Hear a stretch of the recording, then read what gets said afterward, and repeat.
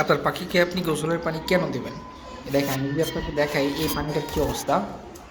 আমি একটু আগে দিয়ে গেছিলাম। গোসলের পানি কতক্ষণ রাখবেন বা কীভাবে দিবেন দেখেন। আচ্ছা, আমি দেখাই আপনাকে, দেখেন। এখানে হচ্ছে আমি ওকে পানি দিয়েছিলাম প্রায় ১ ঘন্টার মতো হয়ে গেছে। আর ওরা কী পরিমাণ নোংরা করে ফেলছে দেখেন, ভালো করে দেখেন। যদি এই পানিটা যদি ওরা এরপর খায়, কিন্তু এই পানিটা যদি এরপর খায় বা এটা যদি গোসল করে, গোসল থেকে কিন্তু বেশি হয়ে যায়, গোসলের সময় এই পানিটা খাবে। তো এই পানিটা যখন খাবে তখন কিন্তু অসুস্থ হয়ে যেতে পারে। তো এই জন্য আপনার যে কাজটা করতে হবে যে আপনার পানি দেওয়ার নির্দিষ্ট সময়ের মধ্যেই কিন্তু এই পানিটাকে আপনার চেঞ্জ করতে হবে। দেখেন, প্রত্যেকটা পানির মধ্যে কিন্তু ময়লা। আমি একটু জুম করে দেখাই, একটু দেখেন, প্রত্যেকটা পানির মধ্যে কিন্তু ময়লা আছে। তো এই পানিটাকে আপনার অবশ্যই দিতে হবে।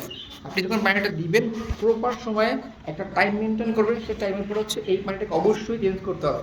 যদি আপনি এই পানিটা চেঞ্জ না করেন তাহলে হবে কি, ওরা এই পানিটা খাবে, খেয়েও তোদের পাতলা পায়খানা হতে পারে, পেট খারাপ হতে পারে। পেটের সমস্যাটা মূলত অ্যারাইজ করবে এখান থেকে। সো আশা করি বুঝতে পারছি যে পানিটা চেঞ্জ করা কতটা ইম্পর্টেন্ট। এবার হচ্ছে আপনারা যারা মেডিসিনের পানিও দিবেন, অবশ্যই মেডিসিনের পানিটা ৬ ঘন্টার বেশি কখনোই রাখবেন না। আবার কিছু কিছু ক্ষেত্রে আছে মেডিসিনের পানিটা ২ ঘন্টার বেশি রাখা যায় না। কিছু মেডিসিনের পানি এরকম আছে। যারা আপনারা অবশ্যই পাখিকে মেডিসিন দিবেন, কখনোই ভেটের পরামর্শ ছাড়া আপনারা কখনো মেডিসিন দিবেন না। কারণ ভেট আপনাকে সবসময় ক্লিয়ার করে দিবে যে কোন মেডিসিনটা কতটুকু পরিমাণ দিতে হবে, এটা ভেট আপনাকে পুরোপুরি ক্লিয়ার করে দেবে। আশা করি যে পাখির পানির ব্যাপারটা আপনাকে ক্লিয়ার করতে পারছি। অবশ্যই ওদের যেই পানির পাত্র দিবেন, অবশ্যই পানির পাত্র ক্লিন করবেন। দেখেন, আমি ওদেরকে যেই পানির, ওদের এই পানির পাত্রটা কিন্তু রেগুলারলি ক্লিয়ার করার চেষ্টা করি। রেগুলার না হলেও প্রতি সপ্তাহে একবার হলেও ক্লিয়ার করার চেষ্টা করি, যার ফলে পানির পাত্রগুলো একদম ক্লিন থাকে। পানির পাত্রগুলোর জন্যই ওদের রোগ জীবাণু অনেকটাই আমি কমাতে পারছি আলহামদুলিল্লাহ।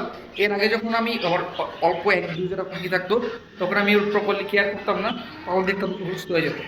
এই জন্য মূলত আমি এখন ওদেরকে প্রপার ট্রিটমেন্টের জন্য বা প্রপারলি কেয়ারের জন্য পানিটা চেঞ্জ করি প্রপারলি, যাতে হচ্ছে অসুস্থ কোনো নোংরা কোনো পানি ওরা না খায়। এইটা আমি খেয়াল রাখি। এইটা খেয়াল রাখার ফলে আমার পাখির ওষুধ অনেক পরিমাণে কমে গিয়েছে। এইটা বলতে পারেন একটা বিশেষ হ্যাঁ। আপনারা এই যদি অ্যাপ্লাই করেন তাহলে আপনাদের পাখি সহজে অসুস্থ হবে না। এটার জন্য মূলত 90% পাখি অসুস্থ হয়ে থাকে। তো যারা যারা ভিডিও দেখেছেন এই পর্যন্ত সবাইকে অনেক ধন্যবাদ।